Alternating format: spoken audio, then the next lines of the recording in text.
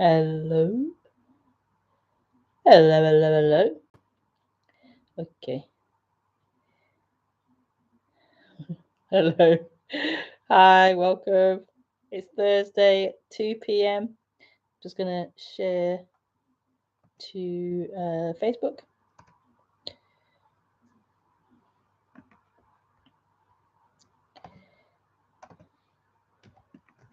It's really funny because it's like 3 minutes past 2. I was actually early, like 5 minutes before. And then I pressed the wrong button and it shut everything down. Oh, dear. I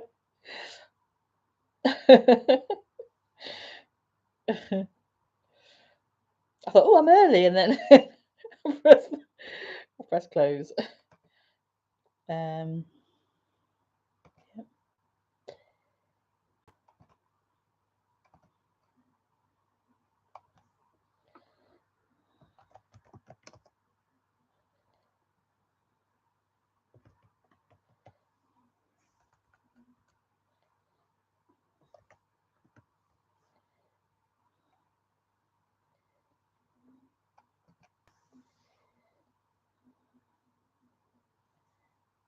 Okay. It is shared.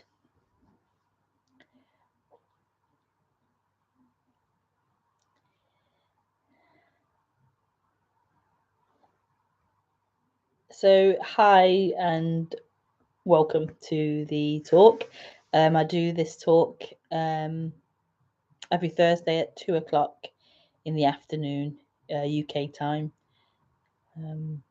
Yeah. And to ask questions during the talk, you can first of all friend me on Skype, and then you can send messages through Skype, or you can use the chat, or you can call in, which is even better. You can call in and speak. So it's all written below the video. You can see how to do that. So yeah.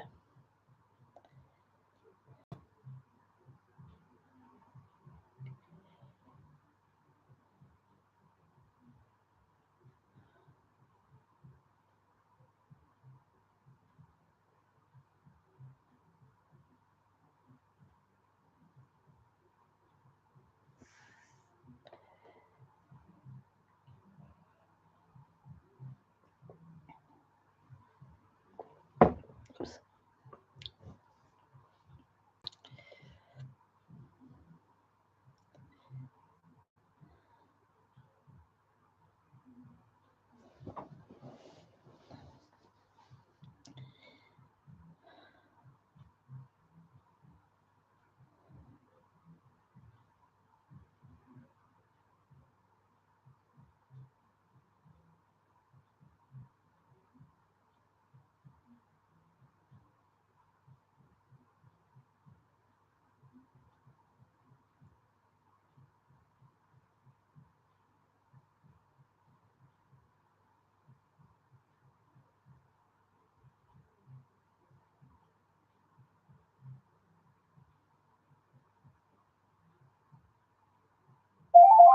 Oh.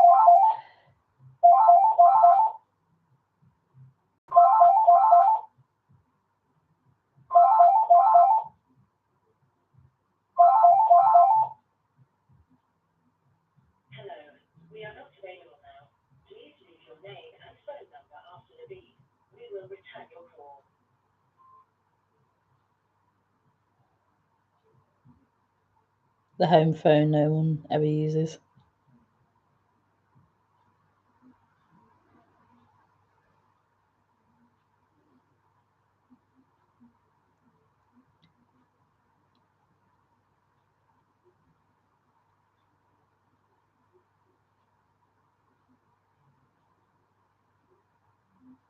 Yeah, so hi and welcome to this beautiful talk. Non-duality, not to.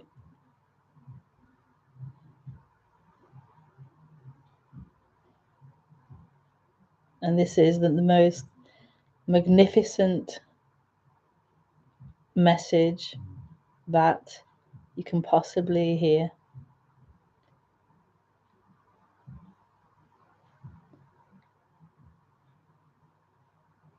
And the title of this afternoon's talk is came about. What was it again? Yeah, came about because somebody was speaking this morning about something else, a movement that's going around, a new movement that's happening, and some of their things that they are talking about. It wasn't non-duality at all, it was something else, but it was just some of their themes are taken from, like, a lot of popular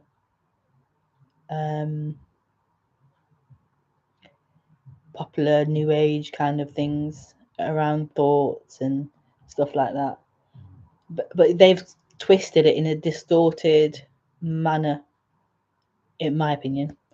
They must agree with it and love it, but and so people that are around me were kind of like, about the whole movement, and how it's people that have trauma, and it's people who what were they saying? Just negative things about it. Oh, it's just a negative movement, basically. It was too extreme, it was too this, too that. And it gave it this negative kind of feel to it. But I could hear some real nuggets of, like, beauty that they distorted and misunderstood. So it came across quite negatively to most people. And while I agree with what they were saying about this particular movement, it didn't sound very positive at all, really. But I could still hear some nuggets of beauty in it, beyond the misunderstanding or the misinterpreting of it, or their particular expression of it. So yeah, I just kind of felt really passionate about speaking about that. So that's why this is called that.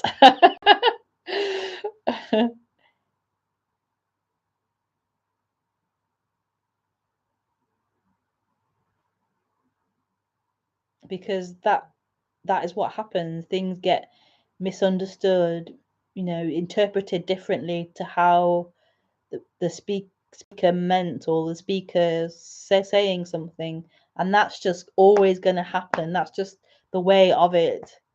That's just the way of it. You can't get out of that, because it's such a the mind brain can interpret things in a million different ways. You could interpret something. So yeah, that's going to happen. Different interpretations,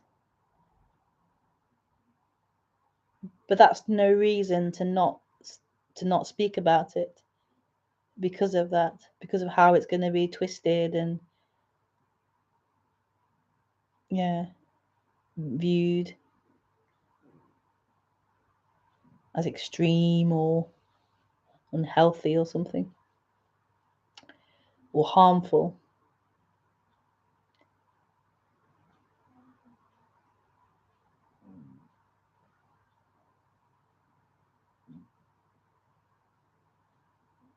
But this is so worth talking about. It's so worth having this out, this pointing out there.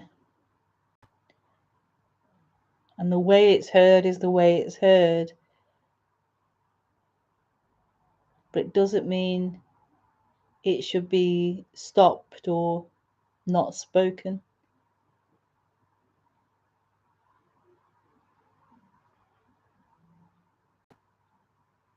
And we're in a time frame now where there is such liberty in terms of freedom of speech, that people are much more freer to express whatever they want to express. And so that whole conflict of freedom of speech versus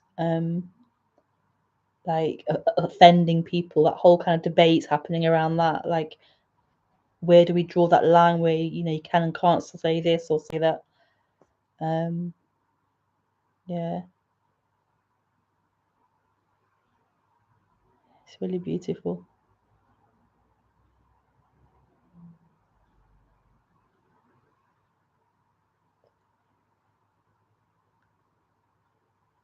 So yeah, this will be misinterpreted.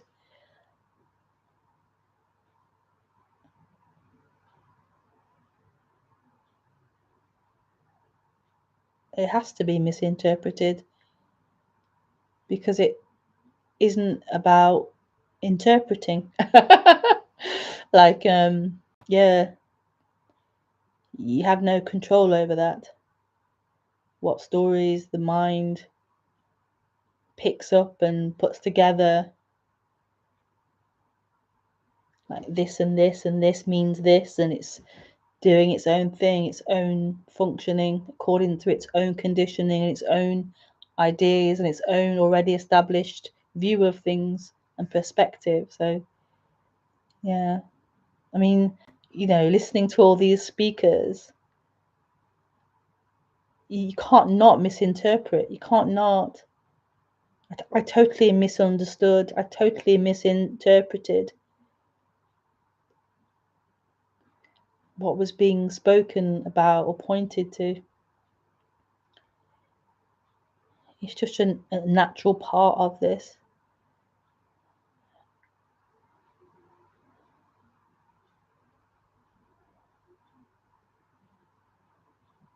Yeah, to have all these ideas and think the ideas are what's being spoken about.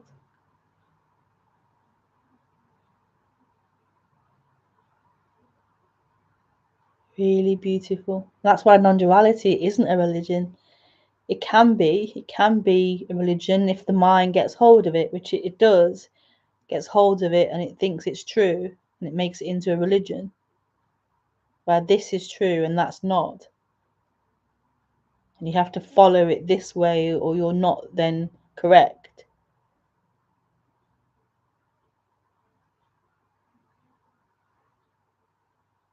So the mind will make it into a religion. That's the nature of the mind, the human brain, to have set a set of ideas or beliefs and to follow them, you know, vehemently as truth. And that is not what non-duality is. It's not a truth like that. It's not a teaching or a solid thing like that.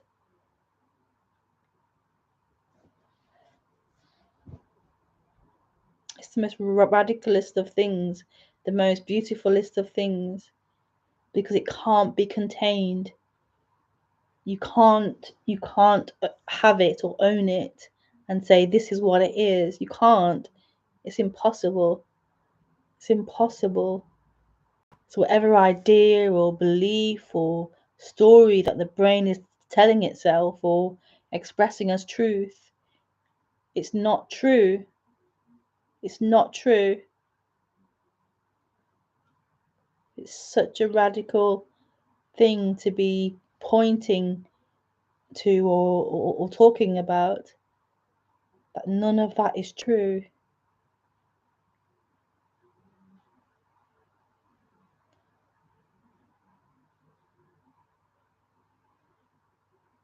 I've just remembered that I was meant to eat before I did this, but I forgot. Food. Yeah.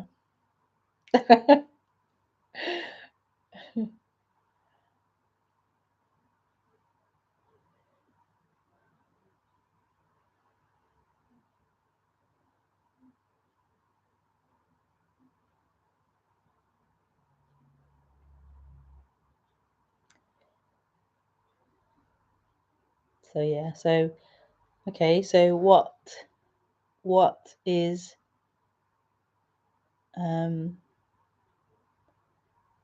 non-duality talking about then? What is being misunderstood or yeah.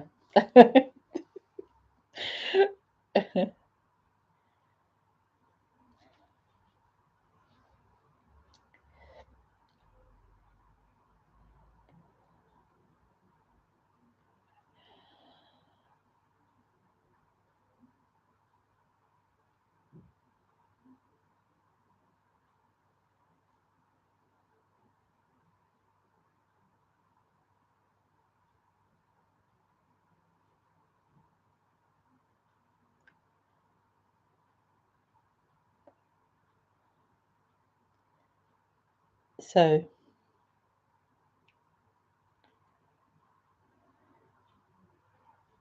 have washing on the line blowing. I can't stop looking at the washing. So the washing is it. So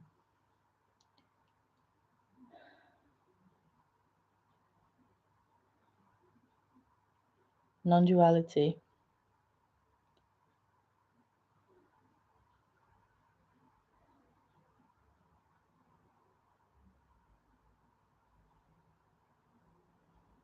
Non-duality is a wholeness. It's a wholeness.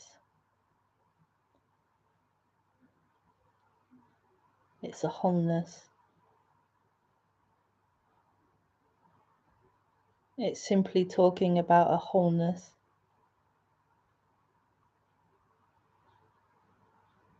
Where there's not something missing. There's not something broken or a separate part.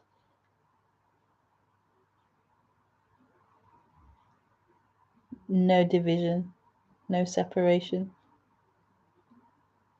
Total wholeness or totality, everything.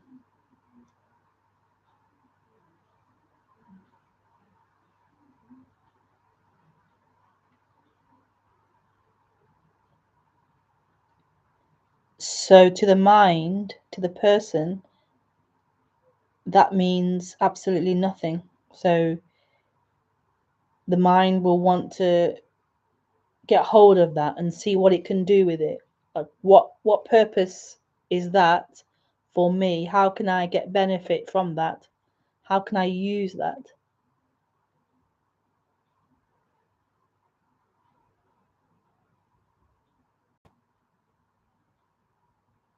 That simple pointing out that this is whole.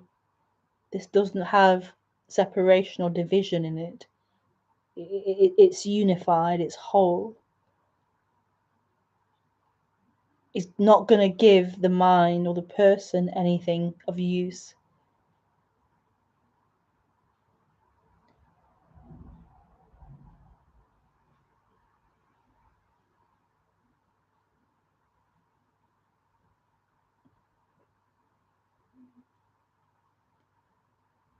So the mind is more interested and more preoccupied with its own timeline, with its own story of me and where I'm heading to in time, where I've come from and where I'm heading to.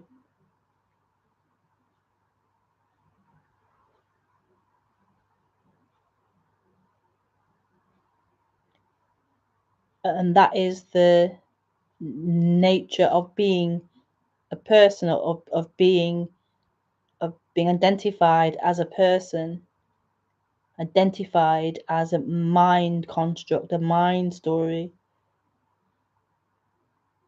The only thing that you can do as that sense of you, as that mind, is dream about past and future.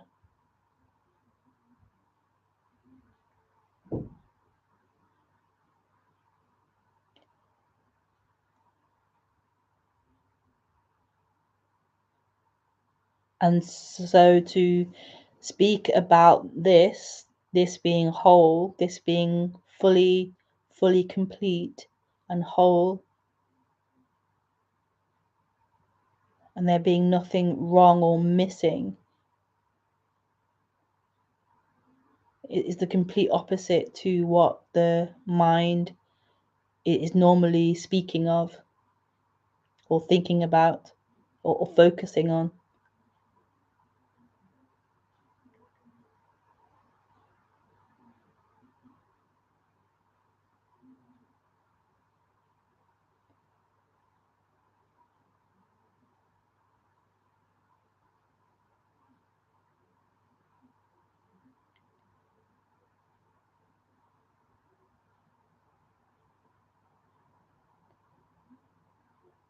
The mind believes its freedom is found in time and future.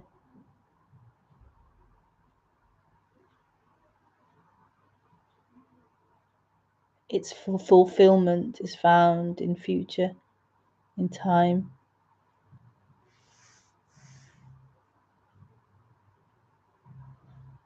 Or maybe it's had fulfillment at some point and then it's lost it, and so again it wants to then get it again in the future.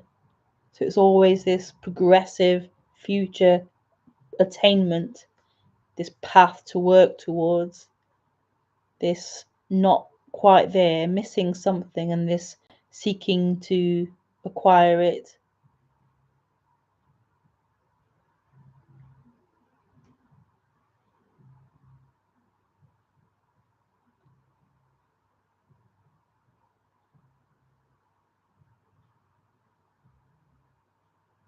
And so to hear something like this, where it's talking about the completeness of life, the fullness of life, the perfection of life,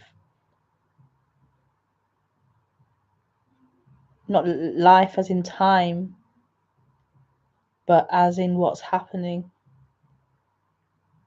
as in what's happening, is very challenging to hear to the mind.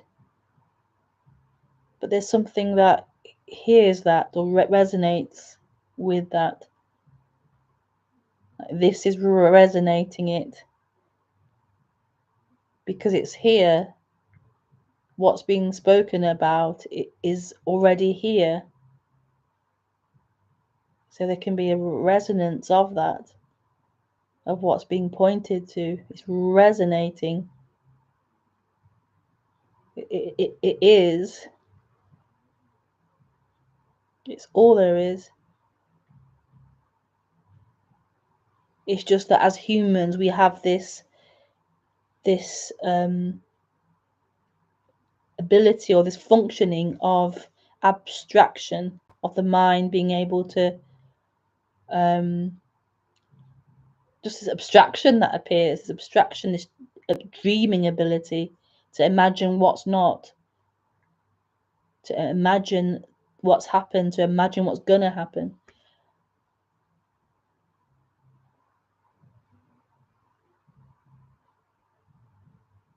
And it's become very strong in humans, that functioning, that abstraction, that thinking ability has become so strong that it seems as if that's like more important, or it's stronger than what is, or what is free. So this story of time feels stronger, this timeline feels stronger than actually what is. The abstraction seems stronger. So when you like talk to people, ask people like, you know, is this, what is this? And obviously we all can all say in English that is pen.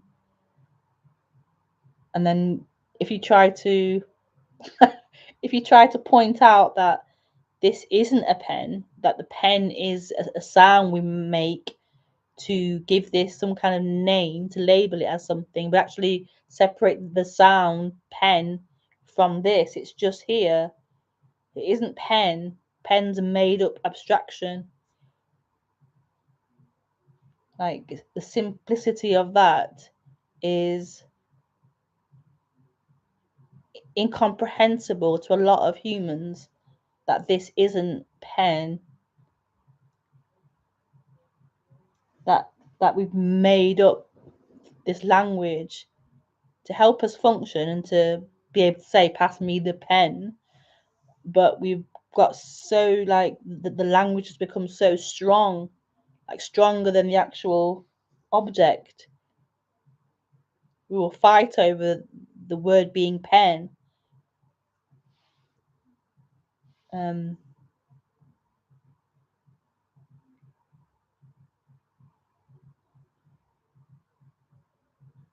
So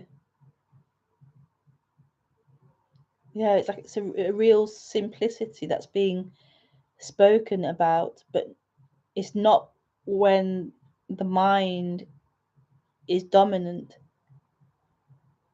when the abstraction is dominant, and it can sound really radical to question that that's a pen.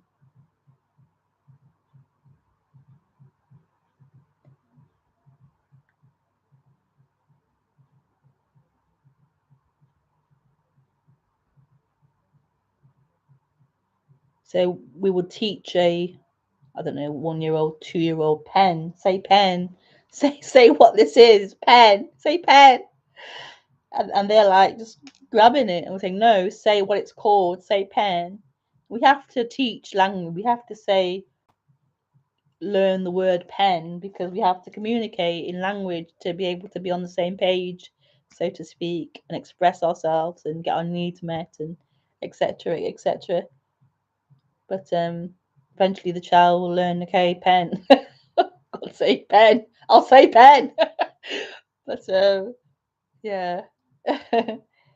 Regardless of what concepts we learn, what conditioning we have, it's always unknown. It's always what it is, what's appearing.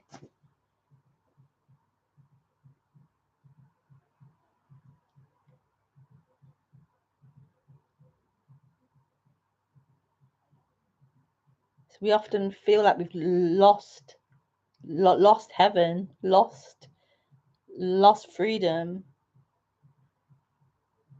the innocence of being that child, the innocence of not knowing, the innocence of this.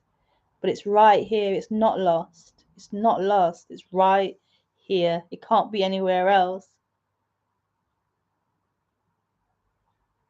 It's like you, this sense of you is the one that's not lost, but yeah, this isn't lost. The sense of you has developed and grown and is believed over the simplicity of this, over the innocence of this.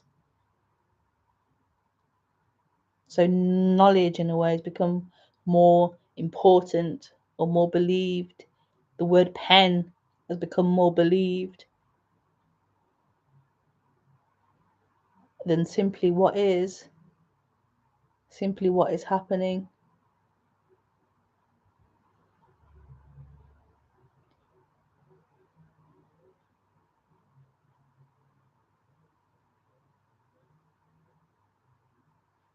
And then this is the beauty of non-duality, the beauty of these pointings, these descriptions.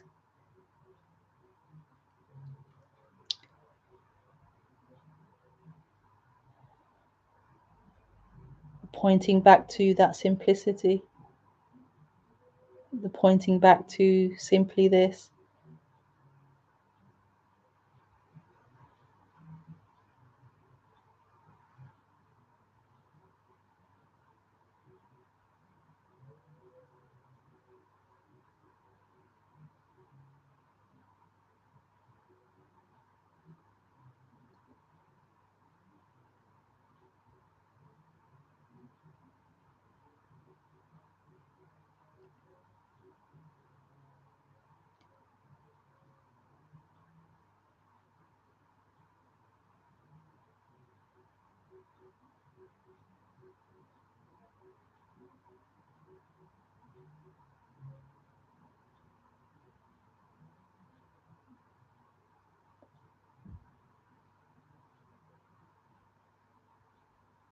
And it can feel really scary at first, maybe.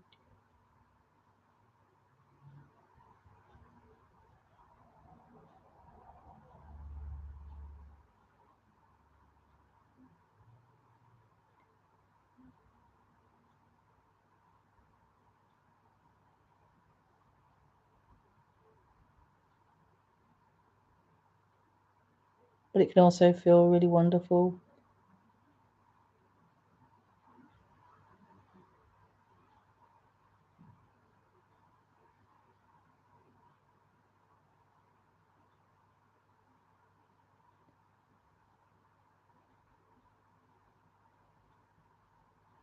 So I'm open to any questions.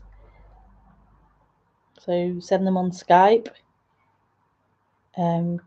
Kelly is my Skype name, but you have to find me by Rebekah Maroon. Then you'll see. Is it? No, it's not. No, it's not my face. It's a Oh, it's a picture of a chicken, I think, doing this.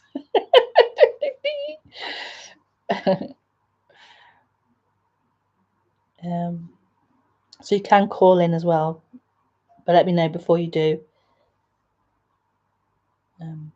or I can call you. I must use my phone, not my computer, for Skype.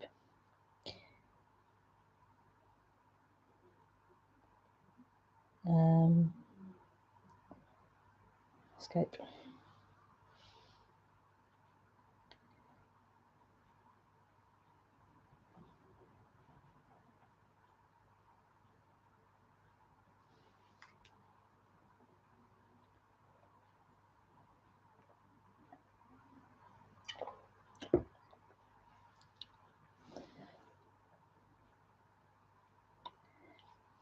Okay.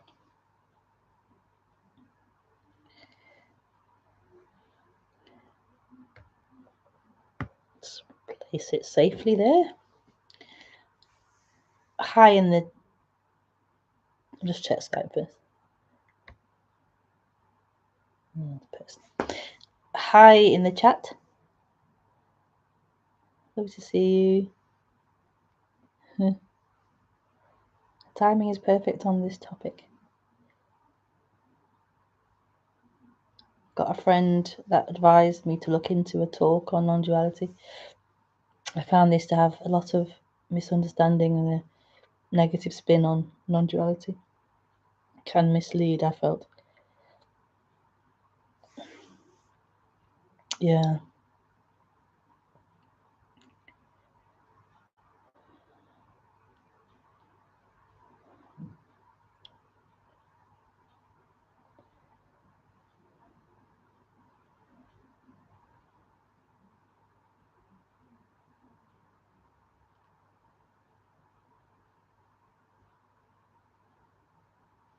Yeah.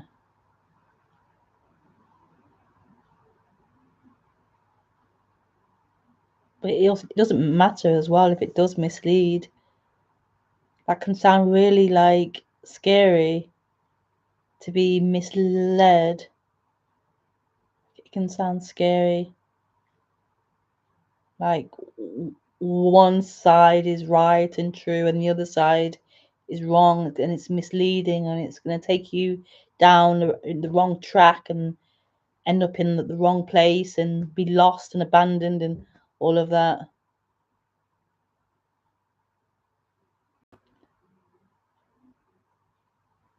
But it can't really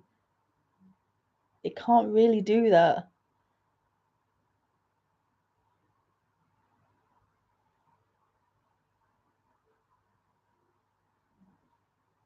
Which is like so amazing that this it's so amazing.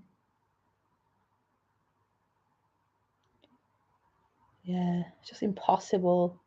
It's just impossible to control and contain it into into a set way. It's so free, it's so boundless, so unmanageable and uncontainable.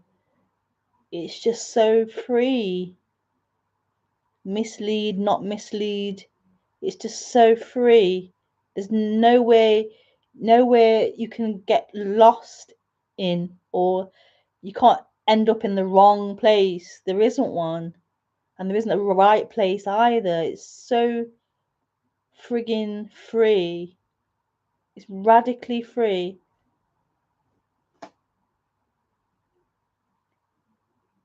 It's so beautiful because what is being pointed to isn't bound up in that.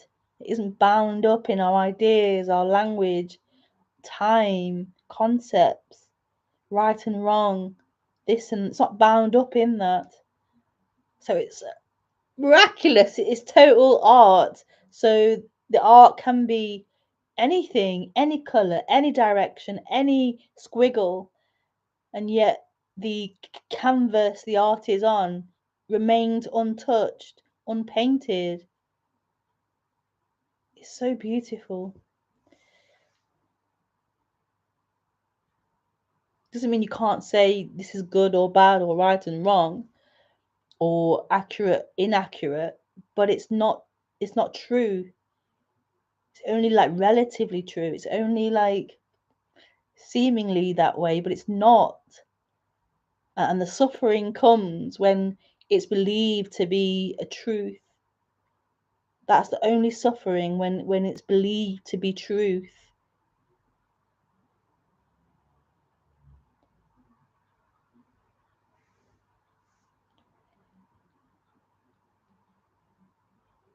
Yeah, yeah, of course you're smiling. Letting go of ideas, letting go of that restriction of right and wrong, how it's meant to be.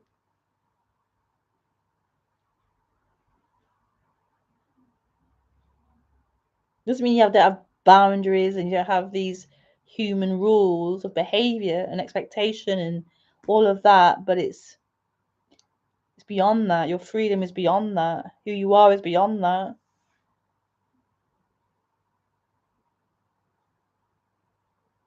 Yeah.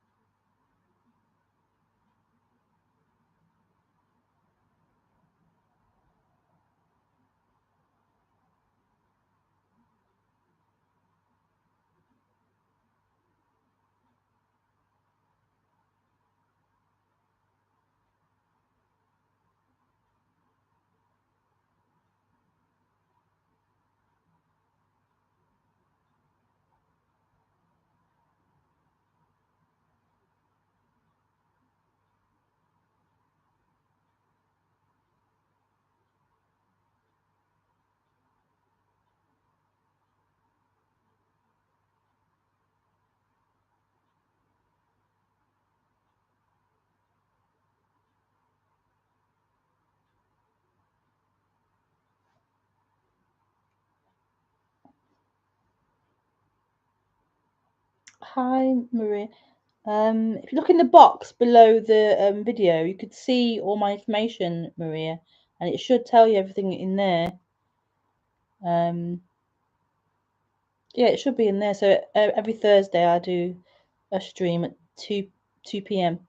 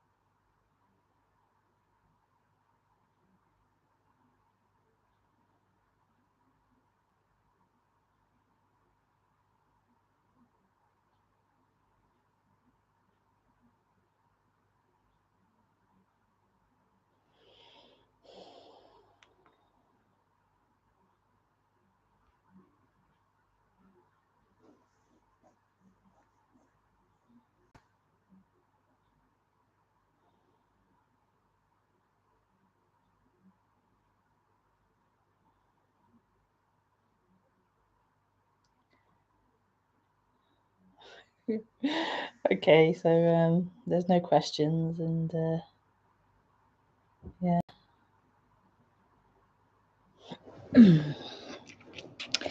Really, really beautiful.